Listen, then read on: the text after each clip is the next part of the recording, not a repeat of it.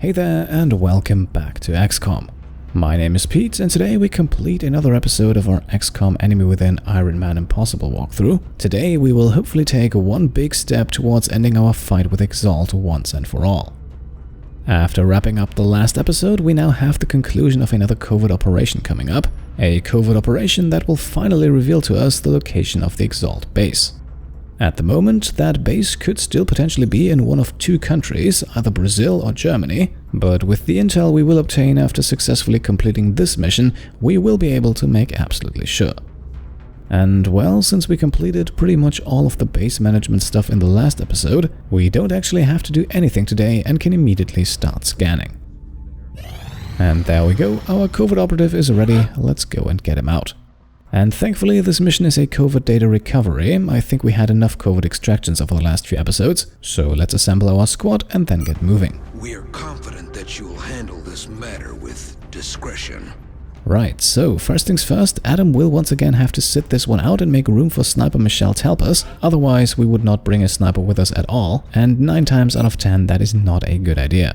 Now, in terms of equipment, we will start things off with Assault Louisa Sharky Santoso, who will get the chance to test out the new alloy cannon today, and because that weapon requires her to get up close and personal, she also no longer needs the scope, which we can therefore switch out for a second grenade. Up next, we'll make a small change to Emilia's loadout, who will switch the plasma pistol for the slightly weaker laser pistol, because that plasma pistol will now go on Annette. With Annette, we are currently playing a bit more aggressively, also because she needs the kills to actually level up, so a slightly better pistol might be useful. Annette will also receive the Ghost Armor, allowing her to activate stealth mode 4 times per mission, and generally also increasing her defensive stats all across the board. And that leaves us only with Sniper Palladium Talpas, who we will outfit with the Archangel Armor, giving her flight mode, as well as with a plasma sniper and pistol, an alien grenade and a scope. And that's all, so let's go face to face with EXALT one more time.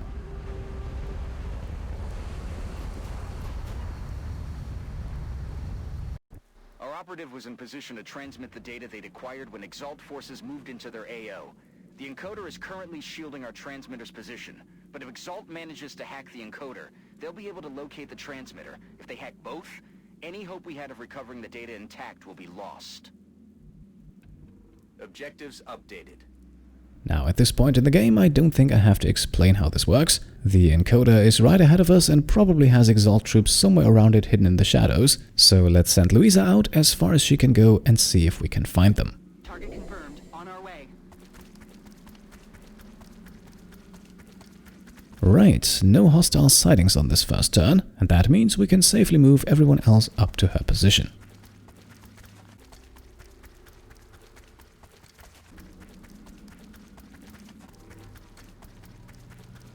Our covert operative Ryan will move into full cover, and with Sniper Michelle we can toggle flight mode for the first time. The initial activation here does not cost us a move, but also doesn't send us very high up in the air. For that we do actually have to move, which also burns 1 unit of fuel, but gives Miss Talpas a fantastic view of the battlefield.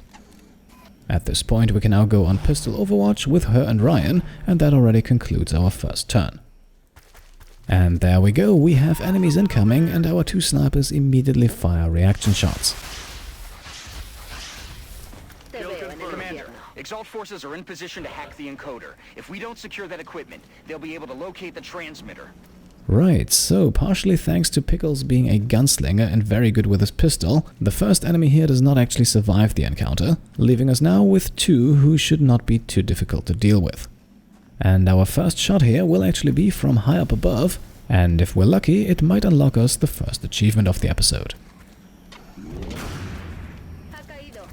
Right, very nice, we have now unlocked the Angel of Death achievement. This normally comes through natural progression of the game, and as you can see, it's really not too challenging to unlock. Now, our last enemy here is behind cover, so we'll have Andrea throw a grenade to remove that and also do some damage. And afterwards we can switch over to our other sniper and let Pickles finish the job. Okay, Gunslinger Gibbons was not quite able to get the kill here, but on the plus side, this now gives us the chance to try something. Now with Annette here we could go for the mindfray, but the success chance is pretty bad. Thankfully, we have Heavy Kim Lupai at hand with her Psi Inspiration power, which, however, only works in a very small radius around her. So let's move her up a few tiles and then activate that power, which will now increase Annette's will stat by 30 points. I give you strength. And since will is the determining factor in the success chance of Mindfray, that success chance has now increased by 30 percentage points as well, and I would say it is now worth a try.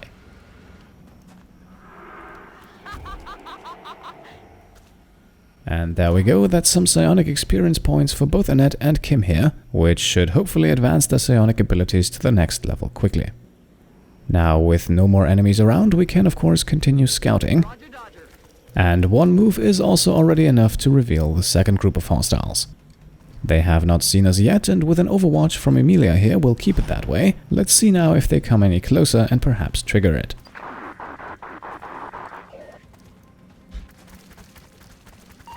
Okay, and they do in fact move closer, but it looks like our squad is still out of range. The only one who has line of sight is Sharky Santoso, but she is well hidden.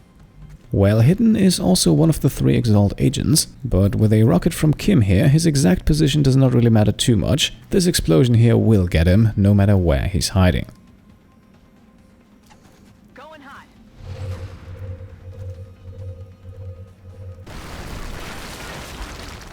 Target acquired.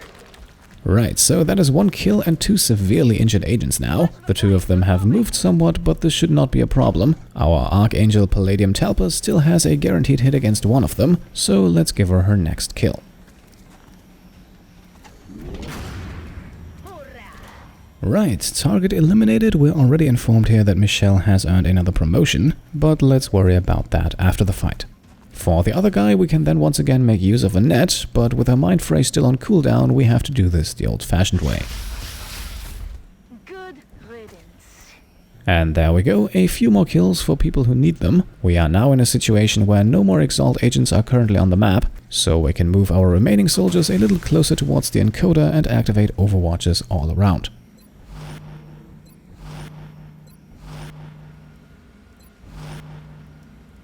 Commander, we've got multiple hostiles inbound on Strike 1's position. Enemy reinforcements are closing in.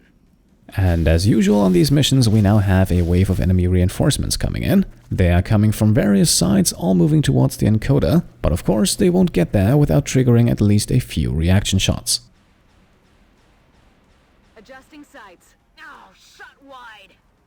Sadly though, only one of them connects, so both agents remain alive for now. One of them clearly visible, the other one hidden behind the truck here. Now, to actually get a visual of that second guy, let's move up with Louisa, who reveals our target right where I had expected him. With only 4 hit points, he won't be too challenging to take out, so let's worry about the other guy first, who we can soften up with a grenade from Astro Cook. Going out. That leaves him with 5 hit points, exactly the amount we can remove with another mindfray, and since this is the last turn that Psi Inspiration is active, we better make use of it.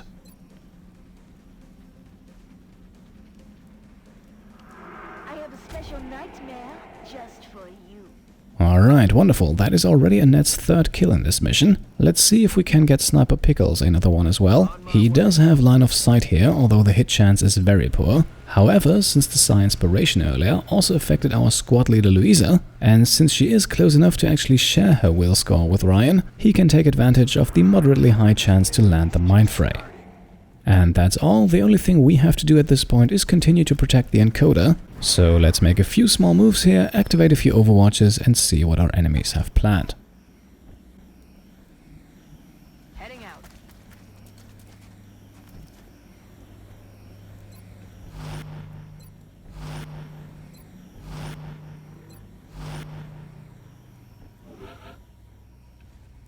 Okay, nothing on this turn it seems, so one more round of overwatches it is.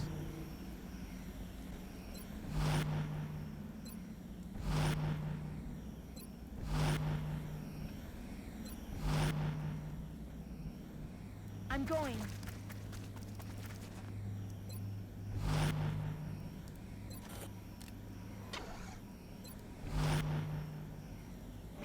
Additional hostile contacts are on approach.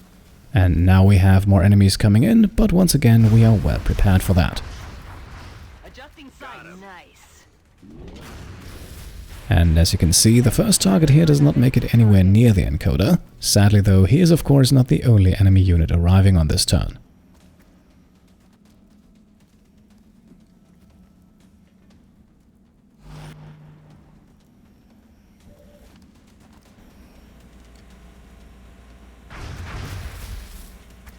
Okay, I think we did a decent amount of damage here. Taking out these two already injured agents should not be a problem.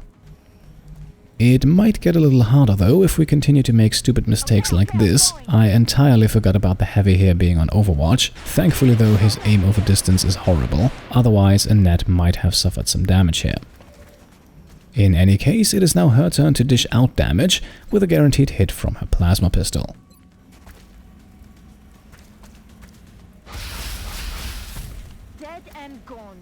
And that is another kill for her, so let us now wrap things up with another one for Michelle.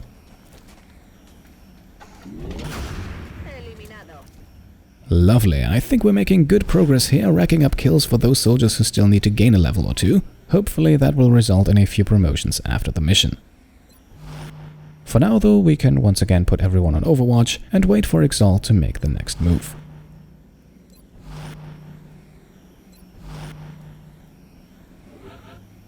And once again, we have one turn of downtime here, so let's use it to slightly reposition our squad. And we can also get another psi inspiration going for our two psionics, Annette and Ryan. Not only will this give Heavy Lupai a few more psionic experience points, but perhaps it also allows Annette and Ryan to do the same with another successful mindfray.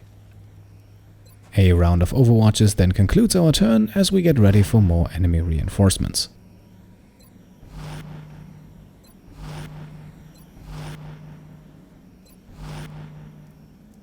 Looks like this is the last of the hostile reinforcements, Commander. We just need to hold out a little longer.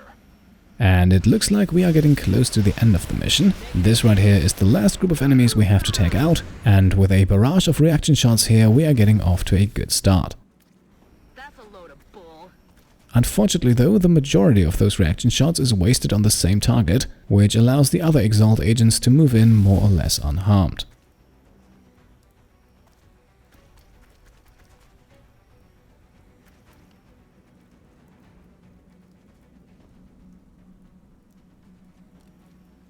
In total, we now have 4 enemies left to deal with, including once again an EXALT agent on Overwatch, and since we don't want to repeat our mistakes, Michelle will get rid of him first with a guaranteed critical hit.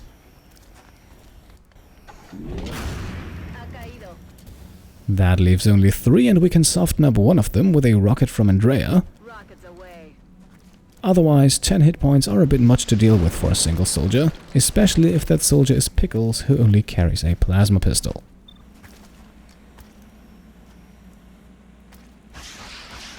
Still, even with the careful preparation, he somehow manages to miss a 94% shot, which is annoying of course, but then again that's XCOM. Let's hope we have a bit more luck with heavy CFD Lupai here, who can potentially shoot twice at 81%. Once is enough to get the kill though, so we potentially have a second action left with her, but if Annette's third mindfray attempt here connects as well, then we won't need it.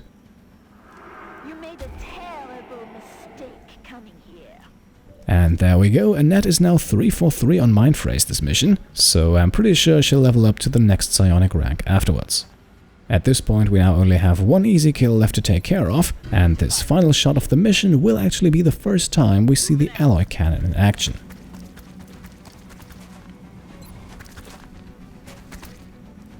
The transmitter has been secured and we're not picking up any other EXALT forces moving in the area. Another job well done. And there we go, that was our last regular EXALT mission. We did actually beat it with an all-female squad, however the Flight of the Valkyries achievement is not unlocked, because our covert operative Ryan Pickles Gibbons is technically also part of the squad. So that achievement will have to wait for the next mission. Let's return to the base now and see where that mission will take place.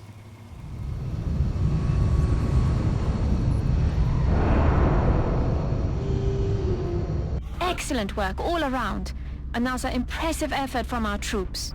Alright, and as expected, we have a few level ups to take care of here, starting with the final psionic promotion for Heavy Kim Lupai. Once again, we can choose here between defense and offense. Telekinetic Field is the defensive ability, working very similar to smoke grenades actually. It creates a field of protection, granting every unit inside a plus 40 bonus to defense, however, it does not differentiate between friend or foe. Mind Control, on the other hand, is pretty much what it says here. If pulled off successfully, it allows us to take control of enemy units. Just like Mindfray, however, the success chance is based on the will stat, and Kim's will stat is not the greatest, so I think it makes more sense for her to become sort of a supportive psionic, and in that role I think Telekinetic Field suits her a lot more. Now with Annette we also have a psionic promotion to take care of, and I was actually tempted to give her Psi Inspiration as well, otherwise she will always remain a bit dependent on Kim for the boost. However, one of the goals of this playthrough is to show you as much of the game as possible, so even though Side Panic can be a bit of an unreliable power at times, we are still going with it. It does have a pretty short cooldown though, so we will be able to use it quite frequently, at least against lower will targets. Now Annette also has a regular promotion waiting for her, although this time we don't have a choice to make. She simply receives the Deep Pockets ability, granting her 1 extra use for all consumables in her inventory. After a stellar performance this mission, Sniper Palladium also receives a promotion, and in my opinion the choice between Disabling Shot and Battle Scanner is an easy one at this point in the game. We now have access to both Mimetic Skin and Ghost Armor that can help us scout out the battlefield, so an additional scanning device is in my opinion no longer needed, so we are going for Disabling Shot instead, which might actually be pretty useful against some of the tougher units in the game. Moving on, we can now take a look at the Covert Operation Report, and we can see that we have obtained new intel as well as 150 credits and a panic reduction in Germany, and reading through the intel at the bottom here also reveals that it is in fact not Brazil we're looking at in regards to the EXALT base location, so that base is very fittingly, I think, located in my home country of Germany. Before we take a closer look at that, however, let's also get the promotion for Pickles out of the way. And let's make this one short. We have the choice between Executioner and Opportunist, and we're going with Opportunist. The aim bonus from Executioner is highly conditional, whereas Opportunist triggers on every single Overwatch, and with a Sniper class soldier we are generally going to use a lot of those. Now one last look at the loot here, but there's nothing fancy in the list. We did obtain the meager amount of 7 weapon fragments, which is sadly not really helping our current shortage. Intel decryption completed. Recalculating possible EXALT facility locations.